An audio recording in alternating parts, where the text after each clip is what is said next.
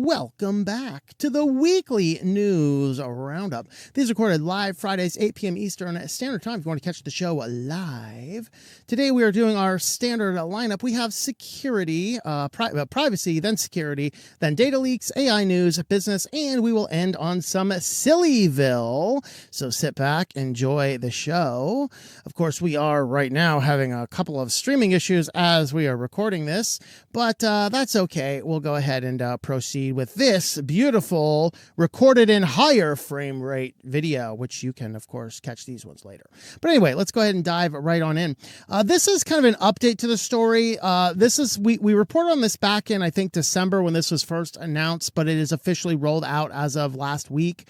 Google now allows digital fingerprinting for the purpose of collecting data for advertisements. So they wanted to kind of do away with this. In fact, at one point in time, they even said down here, unlike cookies, users cannot clear their fingerprint and therefore cannot control how their information is collected. We think this subverts user choice and is wrong.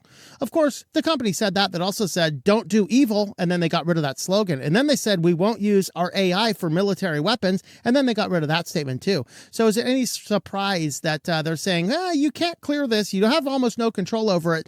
So yeah, we'll just go ahead and let people collect this data on you anyway, because why not? So this is actually rolled out as of last week. Really the only thing you can do about this. There are a couple things. Number one, use a browser that has anti-fingerprinting. In tests of your mainstream browsers, Brave and Firefox are your best browsers to resist fingerprinting.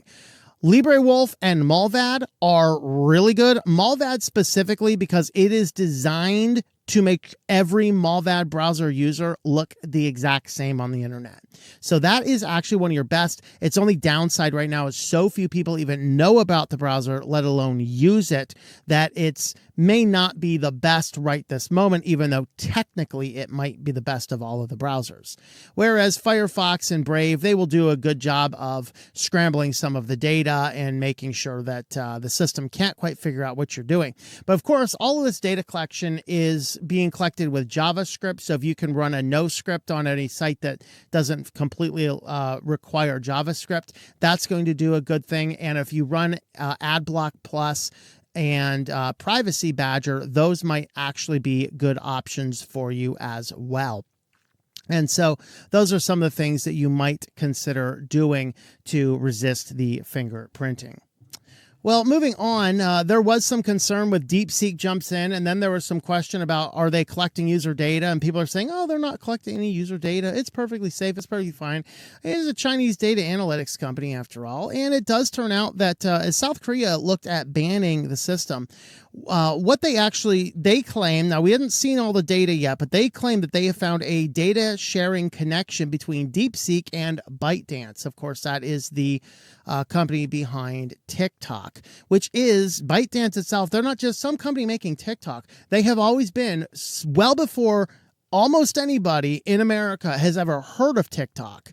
Over 6 or 7 years ago, I did a video talking about the dangers of Bytedance. Bytedance is not just a company to produce some cool social media app. They are a company that is specifically a data collection, analytics, and AI training corporation. That is their sole purpose. And so to see an organization like DeepSeek, which is the big AI taking the world by storm, sending data over into Bytedance, that is a little bit on the concerning side.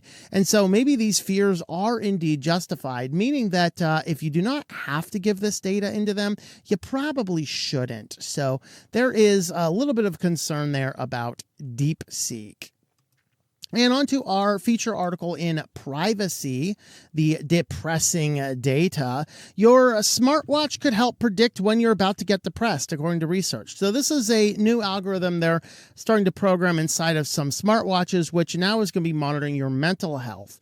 And so as they are monitoring your mental health, what they're going to try and do here is they're going to try to have metrics which will detect. And so one of the things they looked at is specifically your time awake and your sleep patterns, they said were a very good marker of depression and other manic episodes. And what they were doing then is saying, hey, it would suggest you do certain things that maybe have a counteractive measure, such as getting some more exercise or sleeping or eating some certain foods and things would help out. And of course, the whole idea here is that, hey, we need to have, it's totally awesome if my smartwatch can predict when I might be going into a depressive mindset so that maybe it can counteract it and help out with things like this. The big challenge I see with this is that these watches are all connected to company servers. And we know that these companies collect data and use it for all forms of market analytics and things like that. The other major problem is that there's not a clear-cut evaluation on whether this type of data falls under the realm of HIPAA. And so by you wearing it and agreeing to the terms of service, you are literally handing health data, including at this point in time, your mental health data, to some corporation, which we know have interesting ties and we know have interesting leanings. And, look at, for example, some states are talking about controversial red flag laws. If any random person comes up with a red flag law, then they can just go ahead and say, well, whatever, you're just a bad person, blah, blah, blah. Well, now if you happen to have a smartwatch, which is telling a company that you're depressed, who's to say the company isn't going to have a back door to go into the red flag laws? And now the company will flag you as going into a state of depression. And so the police might come and try and seize your firearms. That is a little bit on the disconcerting side. And because of that, I have serious concerns about a smartwatch that happens to be collecting this type of data, because there's no clear-cut way to sit down and say, look, we need to regulate the amount of this data going forward. And so with that, we're going to jump on over to our security news next. And first up in security news, we have Darktrace. 96% of phishing attacks in 2024 have exploited trusted domains, including SharePoint and Zoom Docs. So Microsoft perpetually blocks all of the emails from my server because they're like, we don't know, this could be dangerous. Yet 96% of attacks are coming from Microsoft domains, literally. Microsoft domains. This is totally nonsense, because these companies could actually be doing something about this. But the fact of the matter is they're not. And as they're not working on this type of stuff, it's leading us to a lot of major problems where scammers and all sorts of issues and stuff like that happens to come back in, and they're taking advantage of all of these trusted domains. And so you think it's a trusted service. And as you think it is a trusted service, we end up having issues related with the fact that all of these services are being co-opted for scams and spams and phishing and stuff like that. And so this is kind of concerning. Now, they went into some more details and statistics. We're not going to get into all those. But effectively, all of these things, 96% of all of these phishing emails used Google, Microsoft, Dropbox, and other big name companies for their work. So the other issue we want to talk about here in security is OpenSSH had two different attacks that, when used in tandem, could seriously impact the security of an SSH connection. And one of these was actually dependent on the server you're accessing, so the online cloud server or other computer server. The other one of these attacks, though, was on your computer itself. So if you see an update for OpenSSH, you may as well update that, because it could be one of these bugs. Now, these are not tracked as the highest level. We have a 6.8 and a 5.9 affecting these, but they allowed you, if you use these in tandem, it would allow a machine in the middle and a DDoS attack, as it was basically was getting in there, is allowing you to bypass the verify host key DNS, and then that would allow you then to get in and start interfering with the server, which could cause some serious issues. And so with that as an issue, then what we end up seeing here is that this wasn't a major problem, but it is definitely something that you need to handle, especially if you're using SSH on your system. And with that, we're going to move on over to data leaks next. And first up in data leaks, Zacks. If you follow the financial markets and things like that, then you might have a Zacks account. Well, 12 million Zacks accounts were leaked by a cyber criminal. They have actually had a number of data leaks over the years, so you might be better off finding an alternative service for this one. This is probably not the best place to go for all of your work there. But basically, what they said they had a few data breaches in 2023. Data breaches belonged to 8.6 million records were leaked online. The most recent database is from the most recent data in that database was from May of 2020. So the older information. In October 2024, they found 8,400 records, including email addresses, physical addresses, phone numbers, full names, and potentially other compromised user data. Like, I wonder how much data, like, why does Zacks need that much data? Like, if it's an online account to watch market trends, and I don't know anything about the company, but if it's an online account for market trends, you do not need all that data. If it's doing something more in depth, yeah, you probably need that type of data. So I don't know. It'd be interesting to see what all it's for. But just be aware that those are there. Now, this is actually from a similar user forum that was sometimes questionable whether or not it was actually a valid breach or not. There were questions about it. This one, there were not really any questions. This is just a bad deal.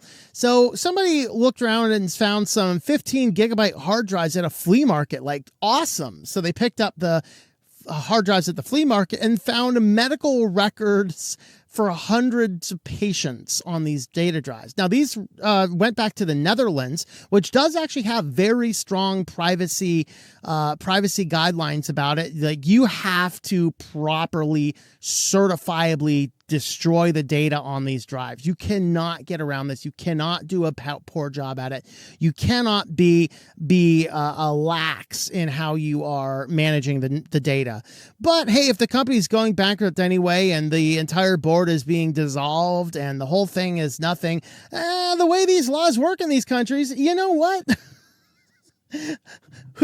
Who's going to go after you? There's no one to go after. The company has been dissolved. And so they just sold the hard drives without clearing the data first. And now all sorts of medical data is on these. So these actually came from a company that was a medical software provider. So it's not even really sure why they had data on patients anyway. But they did. They were supposed to have destroyed it professionally under Dutch law, but they didn't.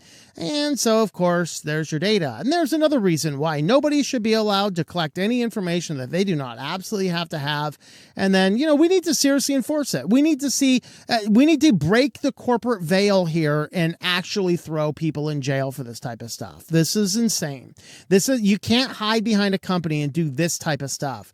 They then go into the article here about how you're supposed to get rid of this. We did the video on our channel here about Shred OS. If you are in a circumstance where you have to securely erase data, you can use that, and Shred OS will provide for you a certification that the data has been destroyed. So that is actually something to think about. Have a look at that particular video. And with that, we want to talk about our affiliate. Of course, I'm not really an affiliate here. We're just talking about my book Synaptergy. So if you want to help support the channel, we do have some books. Of course, we've been talking about Code Red so much. Synaptergy hasn't gotten a lot of love lately. You can pick this up anywhere you buy books online. We have print. We have ebook and audiobook sections over here at tlm.li/s or synaptergy.com. You can land on this page here, and we do have a number of places where you can pick up the book there as well. You can listen to the first 5 minutes of the book, and you can read chapter 1 on the website there as well to see if it's the type of thing you might like to read. So you can have a look at Synaptergy, synaptergy.com, or tlm.li/s. With that, let's jump on over to AI news next. First up in AI news, we actually have the first one of these plethora of copyright lawsuits ruled on, and it did not go well for the AI company. This is the one from Routers and Ross Intelligence. So Ross Intelligence is trying to create an AI for legal research, and what they did is they went into Routers and then they summarized all of the synopsises, or synopsi, would that be called synopsi, I think. And Routers comes back and says, yeah, you're harvesting our stuff so that people can ask your AI instead of subscribing to our system. They're like, no, it's transformative, bro. And so with that, I think that we had a circumstance here that the court looks at this and said, you know, your entire purpose is to do the job that Routers created their system to do, and you trained all your data on theirs, and therefore it was indeed a violation of the IP law. Now, the ruling was narrower in application. It wasn't a condemnation of all copyright cases, but it does give a lot of credence to all of the other companies that are actually out there doing the scraping of copyrighted data. And so this is probably going to be cited in all of those. And as of right now, according to this article, there are 39 other copyright related articles relating to AI going through the courts. So all of them right now are amending their complaints to add this lawsuit into the ruling. You can see it coming now. Isn't that exciting? And next up, this one is kind of terrifying. You have your Google Meet. Well, Google wants to cram Gemini AI into it. Basically, you set up a Google Meet meeting and Gemini AI comes by and takes a seat at the table. It's kind of like that silent dude who never says anything, that creepy silent dude who's just kind of sitting in, listening in on the call. And what it's doing in there is it's taking notes of everything, making a transcript, and figuring out who gets what type of data assigned to it.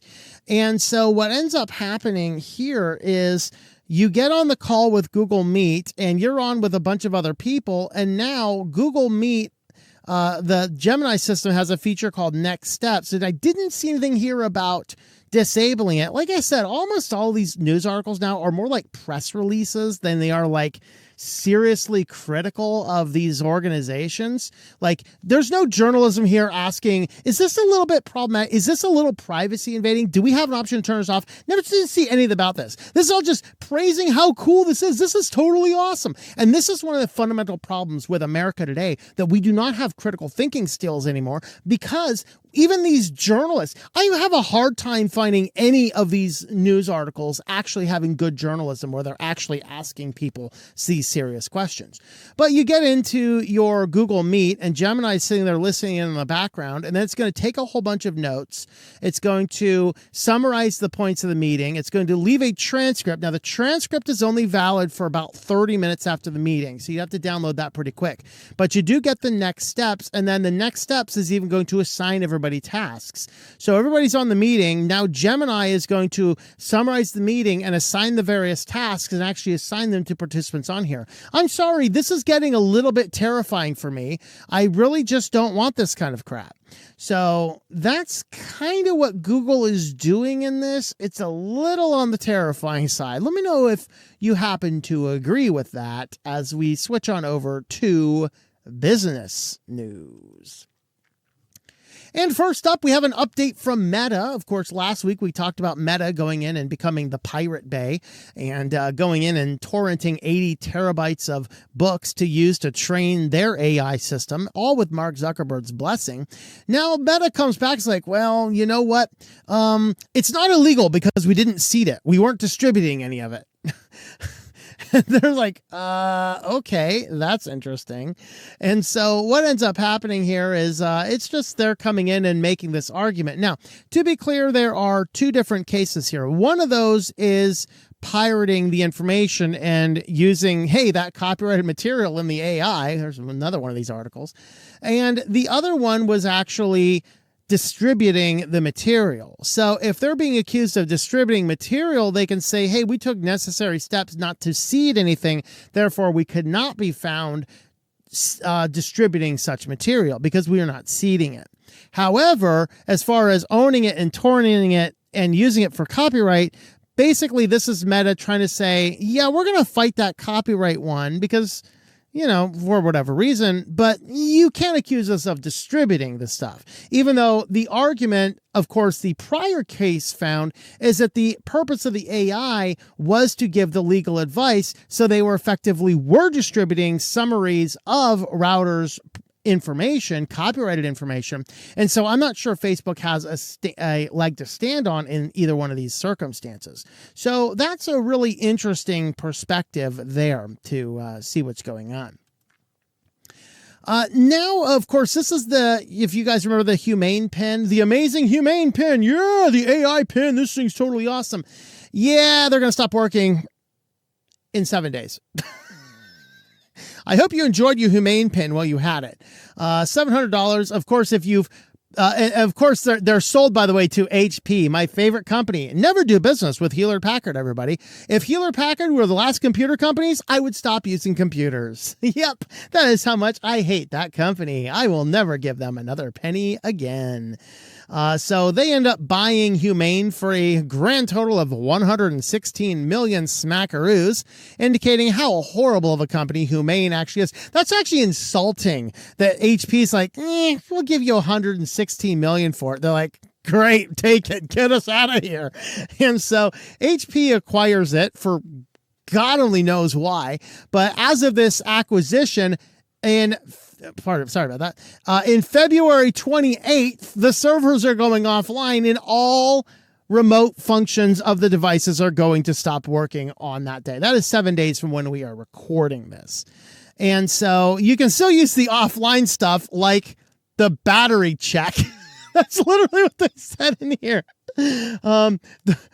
Can I still use my AI for offline features? Their answer, yes. After February 28th, 2025, AI Pen will still allow for offline features like battery level, etc., but will not include any function that requires cloud connectivity like voice interactions, AI responses, and center access. So if your battery doesn't explode first, there were some issues with that as well. So these things are brand new to the market. They cost, $500? And they did say that if you purchased it within the last 90 days, you will get your money back. But 91 days or later, sorry, no luck for you. So once again, we have another one of these hit consumer cloud connected products that the company just can't keep running. And so they all just become $400 paperweights, next week. So there you go. That's super exciting. And now we have an article here from Proton talking about how much power these big tech companies have. And even though it would appear that the EU is kind of using them as a piggy bank to say, we need more stuff. Well, just randomly pick one of these big tech companies and accuse them of privacy violations and they'll do some settlement. And these companies paid a combined total of $8.2 billion in 2024. But it turned out that it took less than 3 weeks to pay all of those fines. And that's the problem, that these companies are violating the policies and it amounts down to nothing more than a very, very small business expense. Now, we have to ask two basic questions. Obviously, if companies, the first thing is, here's the first one of the two questions is, are these fines enough? If you really are alleging that these companies are doing seriously bad things, give them a fine that hurts. Be like, okay, you profited $8 billion off of this. Okay, here's what's going to happen. You are going to pay $20 billion. Period. You're going to pay $20 billion. You have to make it so expensive to violate the law that the companies stop doing it. As long as the fine is a simple business cost, it's not worth them changing. If it actually costs them serious money, then they will stop doing it. However, on the flip side, I don't actually see in any of these cases anything that was so egregious that they should have been gone after at all. Maybe some of them in a few of the small cases, maybe some clarifications, but if they keep on having these privacy snafus and they keep on having what amounts to, me going to McDonald's and buying a Happy Meal, of course I can barely afford that these days, then we have a circumstance here where, we've got issues. So it's very interesting. Now, this article here from Proton, they really broke it down. So the total fines Amazon has took them 1 day and 51 minutes to pay. Apple's were 7 days, 2 hours, 28 minutes. I think Google was the biggest at 16 days, 21 hours, 25 minutes. Meta had 9 days, 19 hours, and 50 minutes. And Microsoft, 7 days, 21 hours, and 49 minutes. That's how long it actually took. This is their free cash flow and their free cash flow per hour. So this is how much they're bringing in versus how much their basic outgo is. So that's kind of the case. So a really good article here from Proton about how abusive some of these companies happen to be in the midst of all of these issues. Well, with that, guys, we are going to jump on over to SillyVille next. So first up in SillyVille, now AI is going to be used to interpret kitties' emotions. Do we need AI to interpret the kitty's emotions? I mean, if I pick up this bag of Temptations, which is over here waiting to feed the beasts at the end of this call, I know that Kitty's going to perk up and he's going to be like, ooh, and he might start salivating and he'll be all happy because he thinks he's getting a treat. It's going to be totally awesome. I don't need an AI to do this, and we don't need to be spending money. And I swear, if this is cut by Doge, I might celebrate. Who knows? But yes, we are training AI to interpret animal emotions. What are the animal emotions as it's walking up the conveyor belt into the slaughterhouse?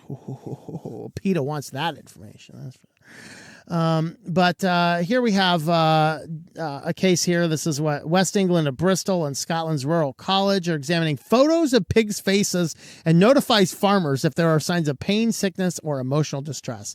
Excuse me, Farmer Joe, your pig in Bay 3 is distressed. Gotcha. I have a sneaky suspicion that the farmer doesn't care. I don't know. All right, guys. Next, just a warning, guys. Stop with the selfies already, okay? This one might be the best. There was that period of time when people we hadn't yet evolved to have a little bit of safety with our selfies. Early on when the selfie camera things were a thing, we had a lot more people die. I think we evolved to survive better. Well, we have the latest Darwin Award in this one showing up here. A Canadian woman is at a beach in the Caribbean and sees a shark swimming just offshore. Is like, I want a selfie with the shark. Well, the shark said, I would really like to eat your hands.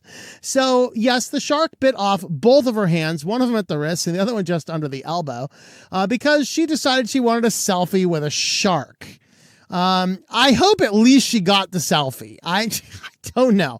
But, this is a photo of the woman at the beach. People are using their clothes to try and stop the bleeding where she has lost limbs here due to the shark. According to local authorities, she attempted to engage with the shark when the 6-foot-long fish struck off of Thompson Cove Beach in the Turks and Caicos Islands. It is understood she had one of her arms amputated below the wrist and the other halfway up her forearm. This is not a picture of the actual event, but this is a tiger shark almost beaching itself going after a turtle. So think about this next time you go swimming in shallow water. Woo! Yep. I don't really want that fishy coming up one over here. So don't be doing that, folks. Don't be trying to do a selfie with the shark. It may not go well for you. Yikes. And who died? Well, the Duolingo's owl died. Yes, Duo is the mascot for Duolingo. And of course, he was taken out by Doge apparently because in the craziest of marketing schemes, look how well it's working. We're talking about it on SillyVille. But according to the sad obituary, Duolingo's owl died by being hit by a Cybertruck. So there you have it. Of course, this is Duolingo, because of their strategies and things. It's not a business I'd ever do. Even if I were interested in languages, I'd probably look for other things, because they'd use a lot of dark patterns to encourage you to do your studies. So if you are connected with another friend on Duolingo, your app will snitch on you to your friend if you're not actually doing your exercises. It will annoy you at the most inopportune times with random notifications, all that type of crap. I don't want my phone to do at any time anyway. And so that is what their basic strategy is. This is just another strategy. In fact, Planners Peanuts tried to do this a few years back, but it didn't really care, because everyone knows who the Planner Peanuts is, but he's not particularly interesting. Whereas Duolingo actually kind of has a cult following online. So the Duolingo getting killed by a Tesla truck was a very interesting turn of events, to say the least. And so that's kind of what they're doing, but they're using this as an opportunity that if enough people sign up for the app and follow on social media and do all that kind of stuff, then maybe you can bring him back to life. Here you go. Here's daily quests. You download the app, and here's daily quests. Help pay for Duo's coffin. Learn how Duo died and extend your streak as a tribute. There you go. So it is giantly seriously just a giant marketing ploy. Apparently it's working, because, hey, it's our feature here, but it is still at the same time silly that, this app's mascot is being killed by a Cybertruck. Who can enjoy a good amount of fire like that? Well, if you want to help support the channel, we do have a Patreon page, patreon.com/TOMM. That'll help support all of my channels. We have the Switch to Linux here, of course. We have the Christian Studies, and we have Writing Done Right for author and writing tips. Of course, tomorrow we're talking about using GIMP, some of the advanced tools in GIMP to work on book covers. You can jump on over there, help support the channel for as little as $1 a month, $5 a month, and you can grab your copy of Code Red in audiobook and or ebook versions over there on Patreon. And I will add some other books going to that soon. So with that, thank you for watching, and hope that you enjoy switching to Linux.